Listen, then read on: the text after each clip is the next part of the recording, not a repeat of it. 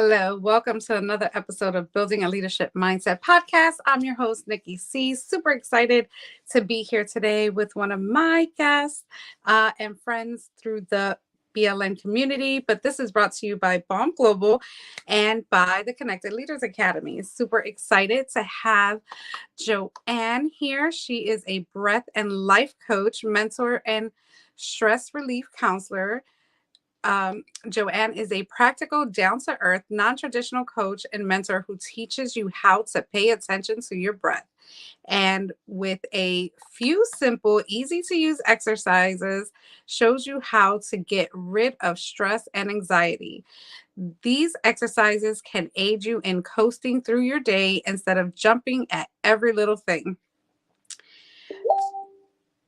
Twitching when the bills come in or while interacting with certain coworkers or family members, etc. Joann developed her breathplay routine while running a busy restaurant, and after learning of an unsettling medical diagnosis, her focus when working with you, in addition to the breath play practices, is to help you see things differently without diminishing the importance of the event in your life.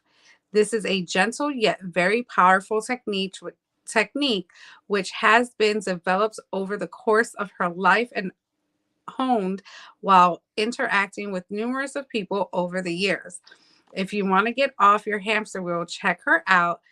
Change is easy. Only resistance to change is hard. Be kind to yourself. You are the most important project you will ever have the privilege of working on, is her mission. I absolutely love it.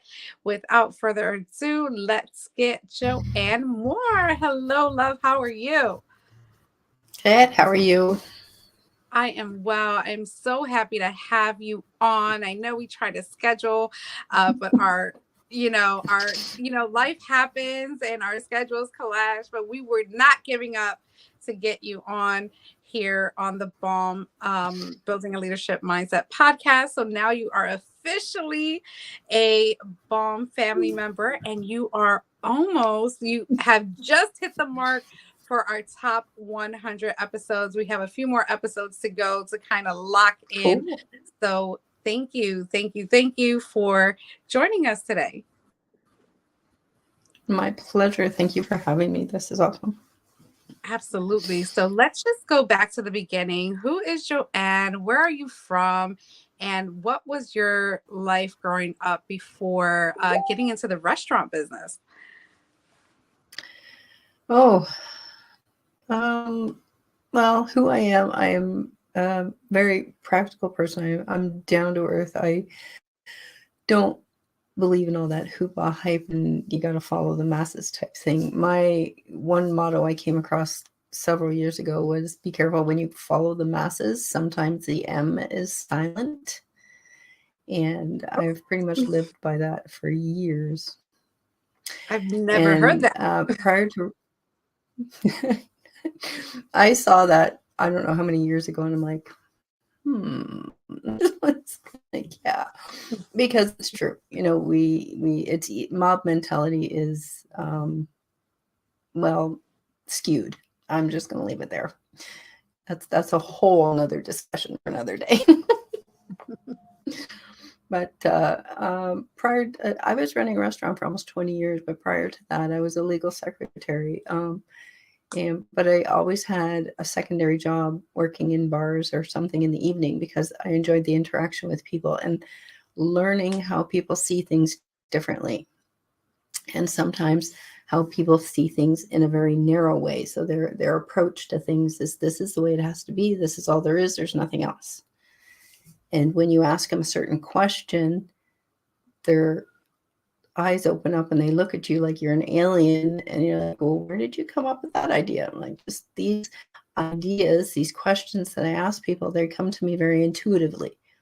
So nothing is planned when I go into a coaching session with someone.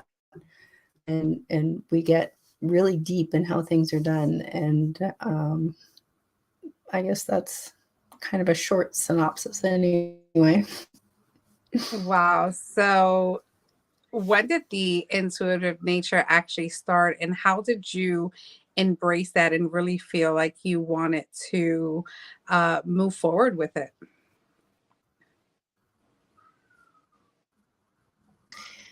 Actually, it's been with me since I was a child. I just didn't realize that's what it was. And so as, going through teenage years, it got a little rough. And so I just kind of pushed it away a little bit. And then when I started working in offices and dealing with other things, always felt like the odd man out, because I would get these hits of ideas and I'd present them to people, but because it's not, this is the way it's supposed to be done. And because I wasn't doing that, then, it wasn't acceptable. So it was, there was a little bit of mind battle going on at the same time. Like I always had the idea of like, okay, am I doing something wrong, or am I just not following the rules? I don't like following rules. I just, one of those things. But so I did suppress it for a little while. The last few years, I'm letting it come up again, and had some amazing results with people. Speaking with a gentleman 3 weeks ago, our conversation, he had booked in for an hour session, and we ended up talking 20 minutes. He had his epiphany. He goes, that's it. That's what I needed to hear. And off we went.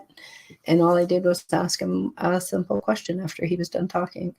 So it's really cool when you let your intuition come to you, and things just get easier, and the thinking process gets less, if that makes any sense at all. The thing about following your intuition and not thinking so hard, and I'm a very logical thinker in some things, but there's a lot of, when I let the intuition follow or flow, I'm not as tired. When I was thinking, I was exhausted. When I let the intuition flow, I'm not. I have energy. I want to do things. Right. Really So cool. you said that is cool. You said that you had some challenges with sharing your ideas and people kind of looking at us like we're aliens, right? How did you battle Yeah. those? Like, what were your instant thoughts, and how did you overcome not receiving their, I don't want to say ignorance, but to what you were saying? How did you battle those challenges? Well, it really depends on the job itself. In some cases, some people were more open to others. In some of it, it's a question of rephrasing to get them to understand on their level. And that's something I've always had a knack for. Even when I was a child, I could talk to you if you were 5, or if you were 85. It was just, that's an actual natural gift. And I again, not recognizing it at the time, I didn't pay any attention to it. But as you get older, you start to learn things, and you go, oh, that's what that was. Click, you get this little light bulb going off in your head, right? So it's, yeah. Some of the things I just let slide because, it wasn't my business. It wasn't my, I was there as an employee. So there's only so much you can do. When the bosses say no, it's no. Some of them are open to discussion, some of them aren't. So you just kind of do what you can. And if it works, great. If it doesn't, well, you move on. And in some cases, I just moved on. It's, you learn, you live, you move on, and you Yeah, grow from those experiences. absolutely. So you owned your restaurant for 20 years. What type of restaurant was Yeah. it? Where was it located? And what type of clients did you impact in this area? It was all fresh food. There was nothing frozen, slapped in the microwave and in the deep fryer. Everything was done naturally as possible, given, health regulations of given what they are. But I would say 90% of our food was fresh, and our clientele was, again, everybody from the ages of 5 to 85, 95, actually. 95. I believe I had a 100-year-old customer, but I'm not 100% on the age. And it was a small town, and everybody got to know everybody.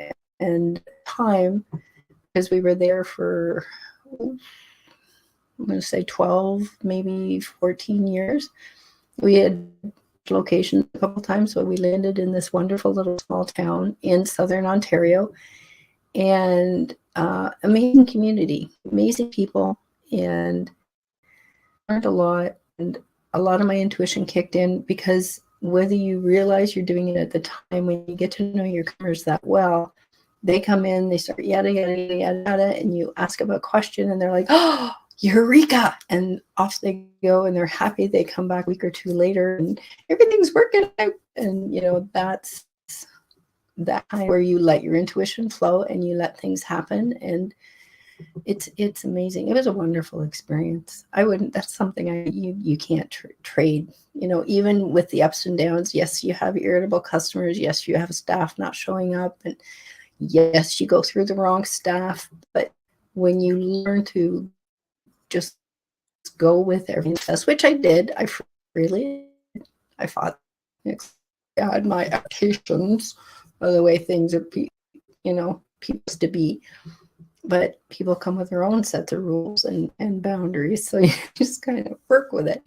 But it's not an experience I would exchange for anything in the world. It brought me such enlightenment and so much joy.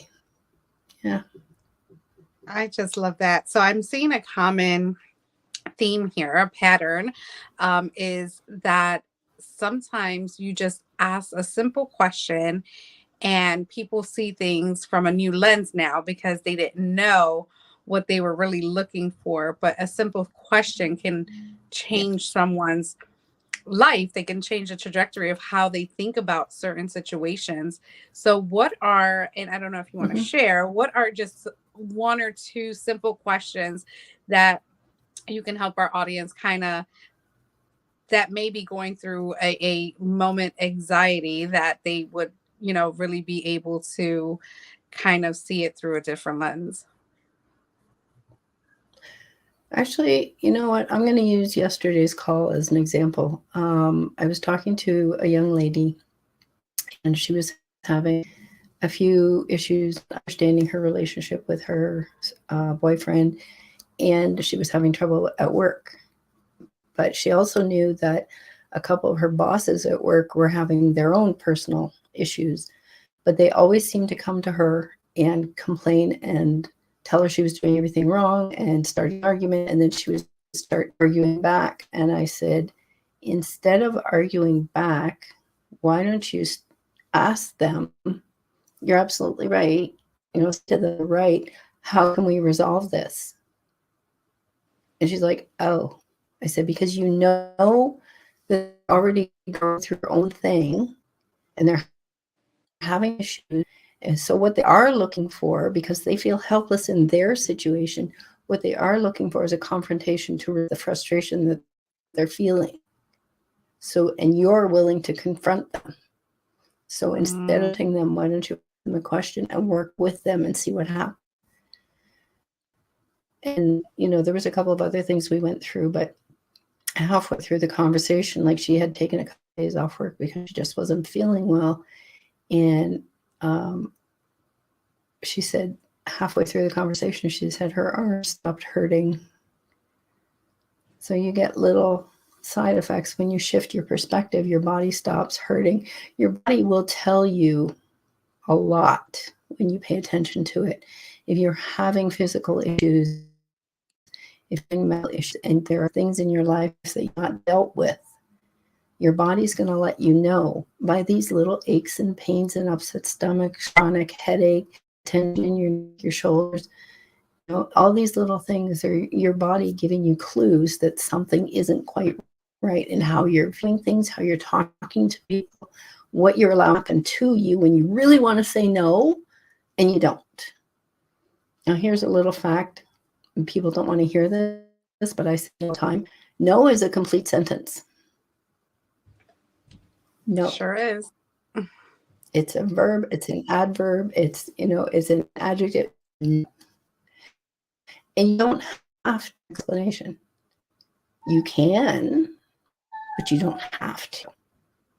If something doesn't feel right and it's not going to work for you, and you're doing it just to be nice, you're doing yourself a disservice. So you need to say, or comfortable saying no.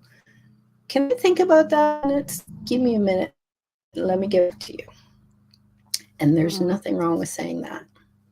And this is something that I think been ingrained over society over time. You have to help out. You have this. You have to do that. You have to do that. No, you know.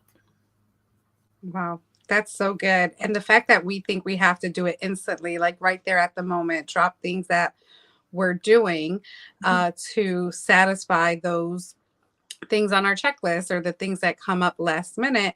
And in all actuality, like we do have the power within ourselves to say, you know what, I know this is gonna be overwhelming. It's that self-awareness, but even asking yourself these questions definitely changes the perspective of how you will attack that situation, right? How you will build that traction of first not feeding into the negativity, and where maybe you put that person at ease as the same time that you're putting yourself at ease, so that nobody is dealing with any tension. I love that. This has been great so far. We are going to take a quick break to listen to our sponsor, and we're to come back with Joann and talk more about what she's doing and what she has coming up.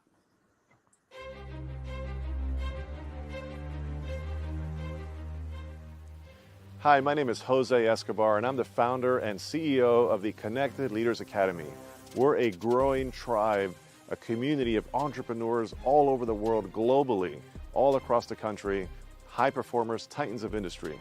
If you're an entrepreneur and you're looking to grow personally and professionally, scale your influence, develop your skill sets, move the needle in your business, more clients, more money, more profit, the bottom line, and of course, grow your circle and your network like never before, this is where you want to be. Join the Connected Leaders Academy today. We are scaling massively. We want to welcome you in. Check me out on Instagram and on Facebook, the @ JASCO25. We look forward to having you join us. Take care. Hello, hello, everyone. We are back with Joann, who is a breath and life coach, and we are tapping in to her intuition and what she does for her clients. When did this all start? When you finally decided to put this into a coaching program, and how important was it? What did you see in your network or in your space that you felt like this just needed to be a part of something? Well, it's been a little bit of a journey. Running a restaurant, let's backtrack a little bit. Running a restaurant is a teeny bit stressful. Like, let's just face it. It's a 24/7 job. People are like, yeah, but you close. Yes, but if it goes off, I'm there. Because if you have a fire, that's not something you want it to wait. You really need to go check out the alarm if the alarm's going off. So it's one of those things your mind never really gets a rest on that. Through the experience of dealing with people, I realized that I have a knack for coaching, even though I didn't realize at the time it was one of my last staff members before we closed. Over the period of a year, we worked through quite a number of issues in her life, and she literally went from this withdrawn girl who wore nothing but black and didn't want to talk to anybody, didn't want to do things, to this little blossom. And it was an absolute treat to see. And now she changed her her path and where she wanted to go with life, and she expanded on that. She ditched a boyfriend that was not doing her any favors and was with actually sucking up all her energy. And she's now with a young man, and the two of them, they're just like, that picture scene that you see. That's what they look like when I see them. It makes my heart glow. So I took all the steps, and I got my certificate and went through all that and started the online journey. I have met some amazing people, and I ended up focusing on stress relief through breath and mindset, because your breath will get you calm, but your mind is going to keep repeating the same until you learn how to deal with those.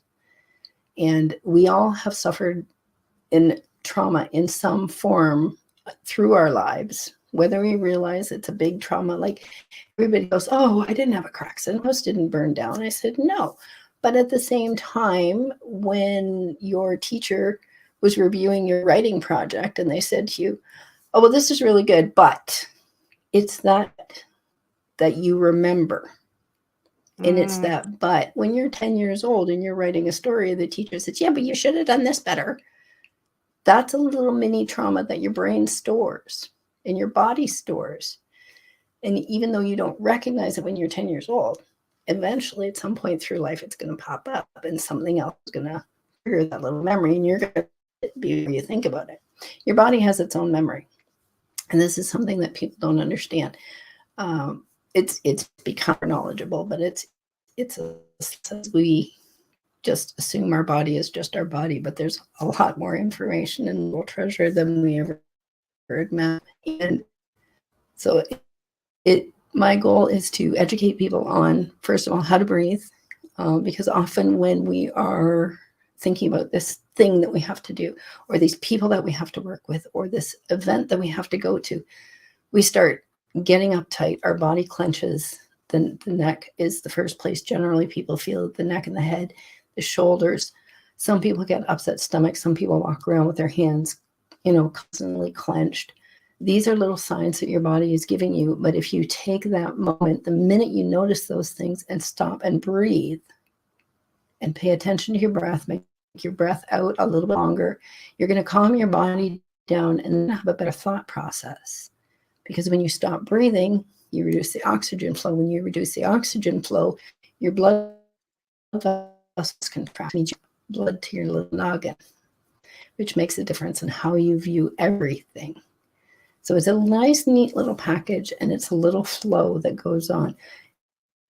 And it's not just about the body work. It's not just about the mindset. And it's not just about the diet. Everything needs to work together. Wow, that is so good. That is so, so good. I've never thought of it in that way. I have, since being with you on the BLN, and you have done some breath work for us in short masterminds or in the full group where we kind of recenter. And I just have to say that has been so beneficial for me to be able to take that. But there are still days where we forget to do that.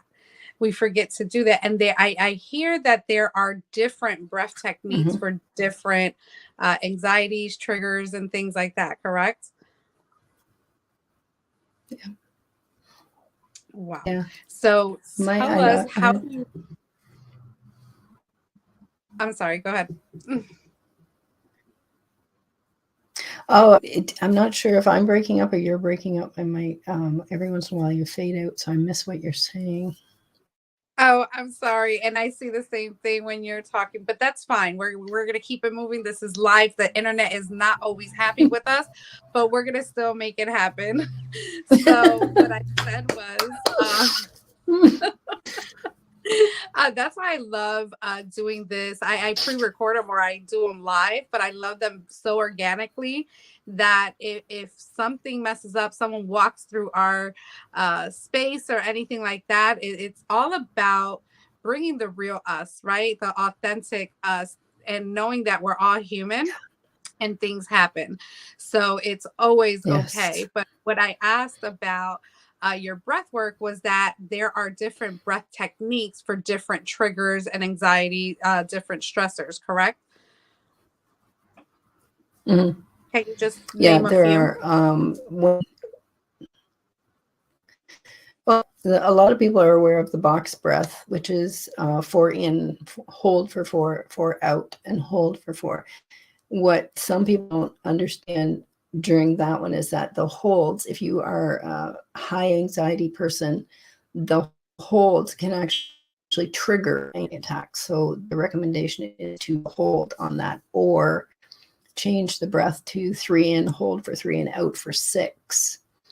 When you're higher in the anxiety, breath out should be longer than the breath in. there's a whole chemical reaction that goes on in the body.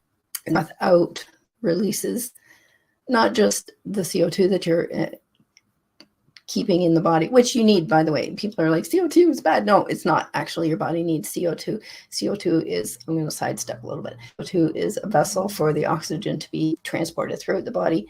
And again, when you get more oxygen into your brain, you think about that when you exhale longer, it gives your body that and mind the whole opportunity to calm down. And then when you're sleeping, you can choose different breaths if you're not being able to get to sleep. You can pick a couple of different breaths. Like my favorite for getting to sleep is a circle breath, which is simply equal amounts out without a pause. You're basically breathing in and then you breathe out. And you just keep going in this nice, neat little circle, and you will fall asleep gently.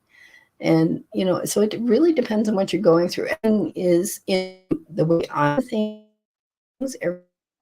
everything unique, because what's going to work for you isn't going to work for Tom, right? So you do play with that just a little bit. I love that. Oh my God, I've been just educated right now. So I hope you guys are taking this down. Definitely, Joann, you have definitely something special. And I know that this is something new to me, and I'm sure for many people. And sometimes it's not new to people. People have probably been seeing this for quite some time, but they're still not really taking action and, you know, really receiving the benefits of what breath work can do for them. And you have life coaching in the mix of that. So how do you merge them and blend them together?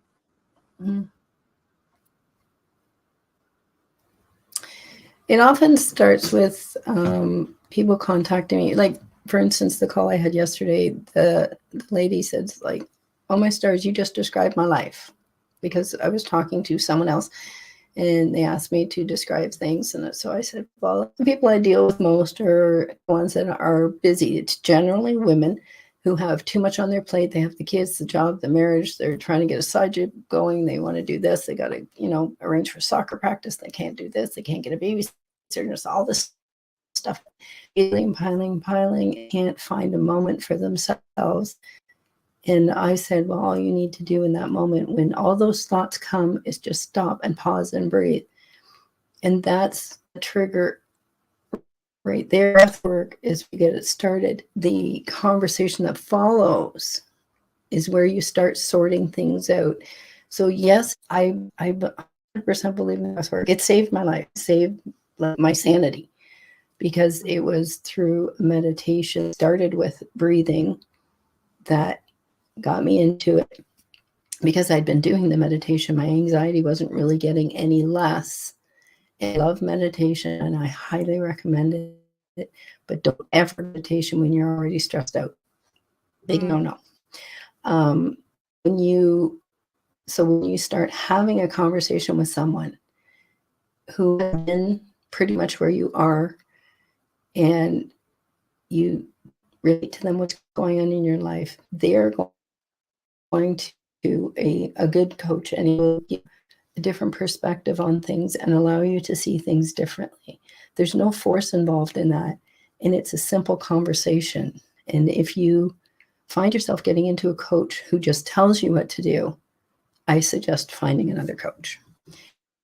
When you get in with the questions that, oh wait, I can deal with it, and then they ask you the same different way, it gives you that chance to sort things out in your own head. You're not going to be always answered right away, but you're going to think of it. That's where life coaching comes in, because life coaching covers not just what you're going through in this moment, but it covers some of the things you dealt with in the past and how you're viewing it and still replaying it in your head. But it also allows you to look forward to see, okay, but I'm working on this, but I can change the way I'm looking at it. Someone I was talking to, I think a couple of weeks ago, they were trying to get back into their business. They had let it go because of COVID. It was a physical business, so it was a personal contact thing. And like, I don't know what to do. I'm in the hole. I'm digging myself out of the cellar. I'm saying that you're digging yourself out of a cellar why don't you tell yourself you're creating your new life? And they had this little light bulb moment. It's like, oh, I'm recreating myself. Oh, yes. And then this vigor came up and you could hear the change in their voice. So this is why I'm saying, and I was truly resistant to talking to another person for a while. I did not want my little hidden secrets getting out. But the thing is, when you talk to a life coach, a really good life coach, what you tell them is between you and them. It goes, it's completely privileged. This is private. It's one-on-one. And you're never going to hear them saying, well, Susan said, or Jack said. That doesn't happen. You know, somebody's going to, like, I have mentioned a couple of conversations that I've had who those people are.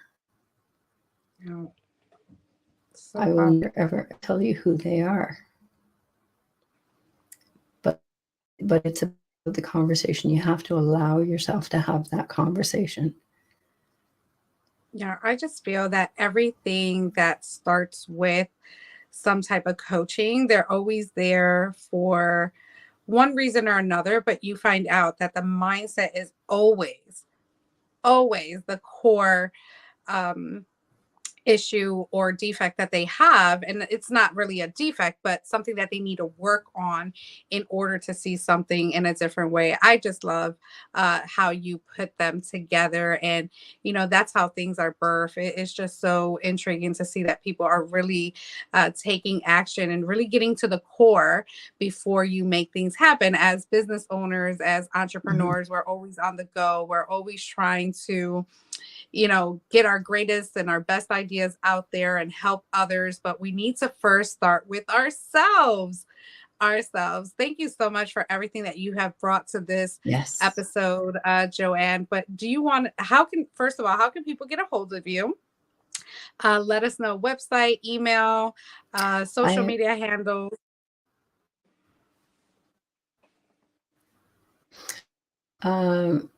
Facebook is just under my name and more, and that's generally where I am most. Email is breath2lifecoaching@gmail.com. It's an easy access for me, so I use that. I'm all about simplicity and ease. You know, having gone through way too many complications in my life, I'm all about simplicity and ease. And I am on Instagram. It's simply joann.breathcoach. Or .breath.coach, I think is what it is. And still working on the website thing, and it's a work in progress. I love it. But you can definitely get a hold of her on Facebook for sure, which is probably the biggest and thing out there anyway. So again, it has been an absolute pleasure just, you know, tapping into what you are doing and, you know, being able to provide this platform for you to get it out, because I'm definitely intrigued for sure. I have been for quite some time. So maybe I'm going to need some of this after this event that I'm hosting on the 20th. So you will be in connection for sure. And do you want to leave any of our audience with some final words?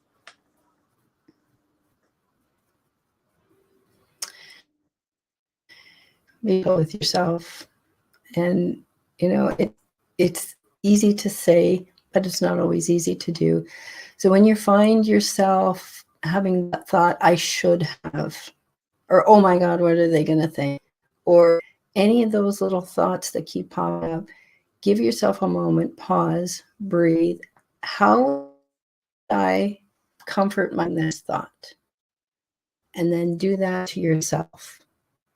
And allow yourself that moments of grace. You know, this is something that I'm, again, running a restaurant. Oh my God, what are they going to think? Oh, my stars. Oh no. Oh, what if? At some point, I got over it. What if service in catering to all that? Finding time for yourself in that 1 minute it takes to stop and pay attention to your breath is like sending a love note to your body. It's like I Mm, hear you and I'm pausing and I'm breathing and really enjoying my glass of water. And then I'm going to carry on what I need to do. that is Takes care of yourself. So be kind that to yourself, be gentle with yourself.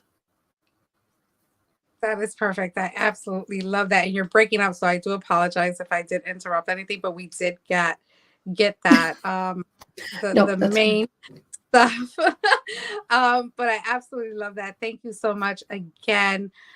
Connect with Joann, especially if you have anything going on. She's just amazing to chat with anyway. And you're going to find out a lot more about yourself and how to get through your days. So thank you for tuning in to another episode of Building a Leadership Mindset podcast.